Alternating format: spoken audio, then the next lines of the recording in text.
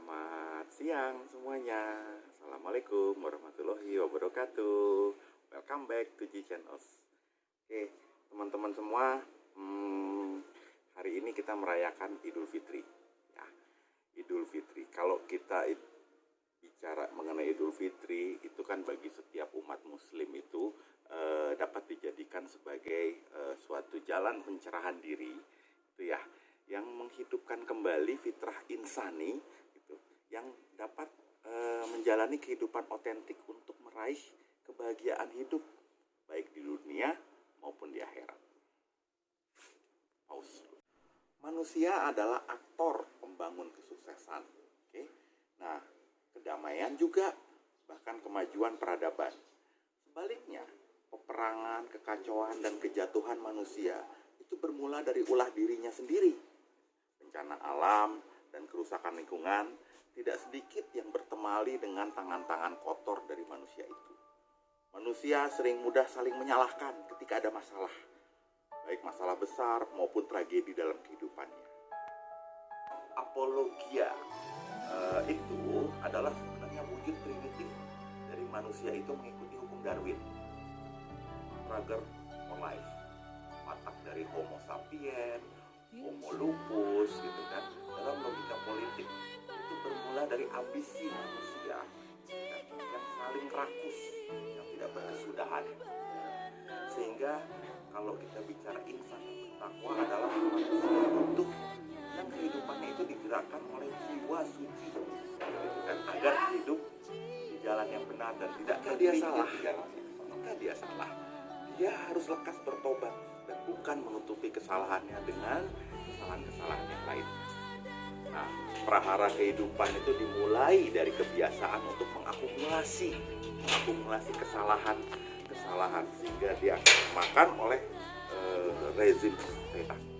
Sungguh beruntung mereka yang menyucikan jiwa bersih itu dan merugikan mereka yang mengotori.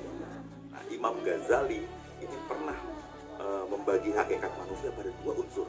Pertama adalah jiwanya dan raganya. Ya, kalau raga udah jelas ya, kita punya raga. Nah, tapi kalau dalam jiwa, Imam Ghazali itu membagi lagi atas tiga unsur. Gitu, tiga unsur. Yang pertama adalah sifat tumbuh-tumbuhan. Artinya apa? Sifat yang serba alami. Yang kedua, sifat hewani, di mana itu dikenal kita memiliki insting.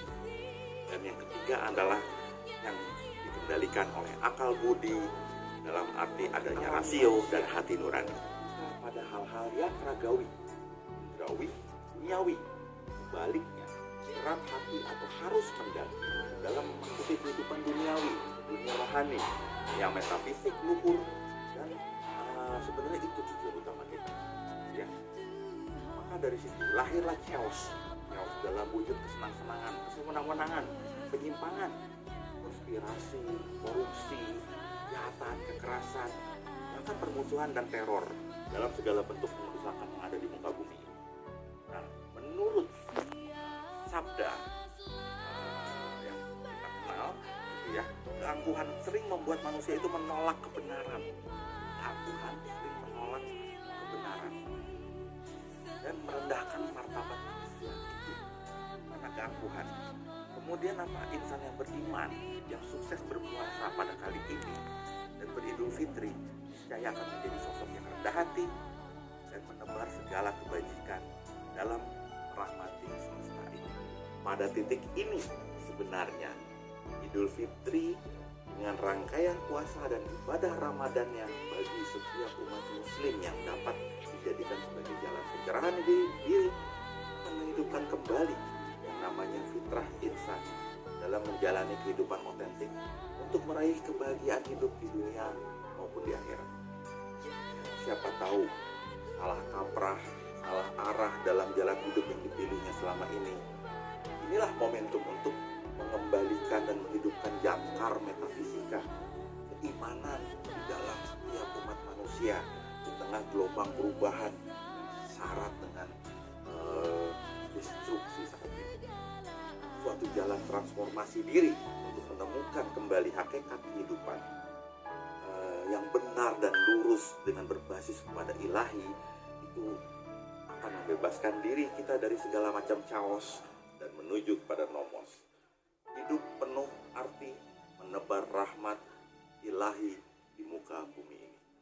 Salam kebajikan, salam Idul Fitri, mohon maaf lahir dan batin.